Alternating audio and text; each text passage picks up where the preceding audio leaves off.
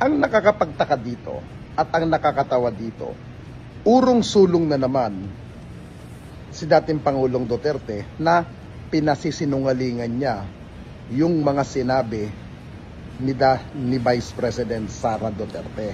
I have told Inday not to run kasi naaawa ako sa dadaanan niya na dinaanan. Hi, isang mapagpalang umaga sa ating lahat. Alam nyo guys, kung naaalala ninyo, last week ba o 2 weeks ago, meron tayong nakitang isang video na kung saan nag-announce si Vice President Sara Duterte na di umano ang kanyang dalawang kapatid at ang kanyang ama na dating Pangulo ng ating bansa na si former President Rodrigo Roa Duterte na tatakbo daw di umano sa pagkasenador ngayong 2025. Now, normal yan dahil mga politikong angkan sila, lahi sila ng mga politisyan, hindi bago sa atin. Pero ang nakakapagtaka dito at ang nakakatawa dito, urong-sulong na naman si dating Pangulong Duterte na pinasisinungalingan niya yung mga sinabi ni Vice President Sara Duterte. Bigay mo yung mga ambisyoso.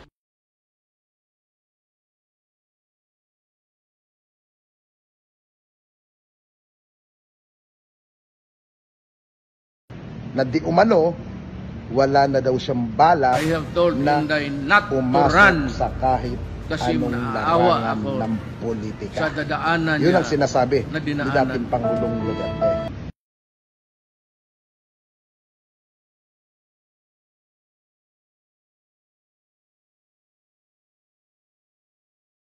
Now, yun din naman ang sinabi niya noong 2015, 2014, 2015 na kung saan nung siya'y pinatatakbo bilang Pangulo ng bansang ito, hindi po masisinungalingan ng mga naglulutangan na mga Duterte vlogger daw kuno.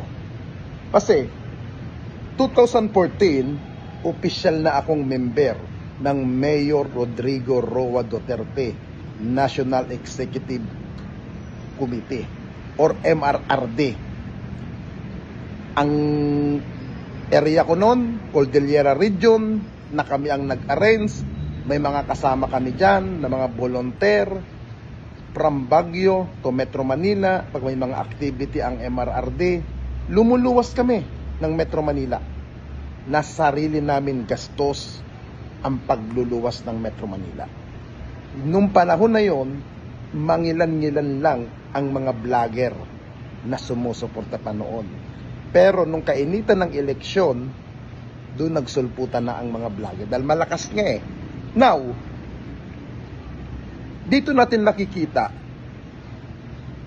na si dating Pangulong Duterte, nakikita natin na iika-ika na hindi na kayang tumayo, hindi na kayang kumilos, pag hindi pa something nito, pag hindi pa aalalayan, pag hindi pa yung hawakan ba sa likod o sa kamay para hindi matumba ang dating Pangulo, ay hindi kakayanin ni dating Pangulong Duterte.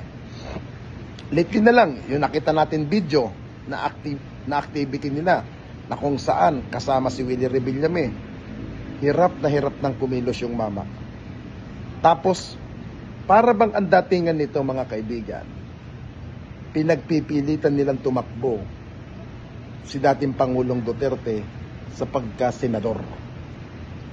Parang ang labas, para sa akin mga kaibigan, ang labas sa akin ito, hindi na kaya nung mama, tinutulak lang ng tinutulak ang dating Pangulo para mag-ikot, para mag-ingay, kung ano man ang gustong publicity, Yun ang ginagawa nila.